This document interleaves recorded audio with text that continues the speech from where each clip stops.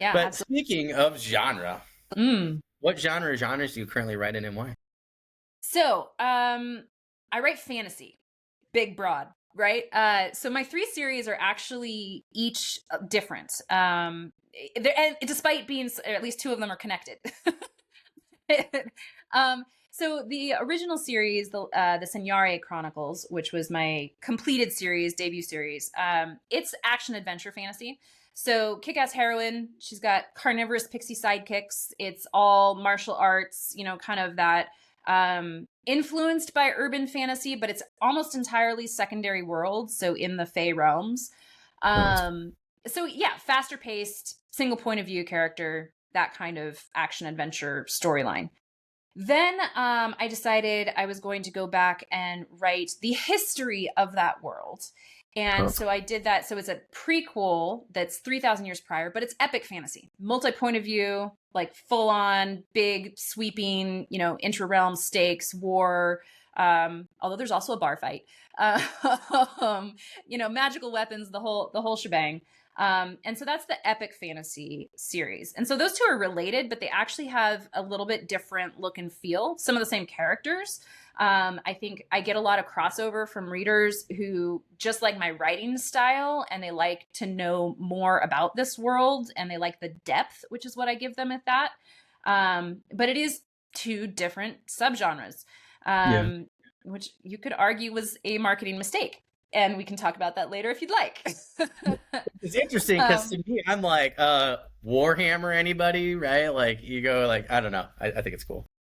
well, and it is, and I think when you have good IP, good intellectual property, you can cross genres like that and do well. For me, I'm still fairly small, relatively unknown. I mean, obviously, I'm not Warhammer, so you know, so it was tough. So I'm actually the Kickstarter I'm running right now is for the second book in that trilogy. And I released the first one back in 2020 and it suffered from timing. Yeah. Things were going on in the world at the time. And so it's taken me a while to continue. But that was also part of it, was like trying to convince people that, hey, this isn't necessarily that same fast paced action adventure, single point of view fantasy, but it's still really good. And it's gotten a couple awards. And so I'm very proud of it. Oh, So that's awesome. that's what's running right now. And then also because of COVID, I kind of was inspired at one point. I needed a sort of I thought I needed lighter, but apparently I can't really write truly light fantasy or I get cozy fantasy. Like that just doesn't yeah. gel with me. So I wrote a contemporary fantasy. So she's a Laguna Beach bartender who can see, interact with, and travel to the realm of the gods. And it's a lot of fun. It's a little bit witchy. It's a little bit, it's urban, right? It's set here near me in Laguna Beach, California, and a lot of magic. That whole thing, but totally separate, totally different look and feel.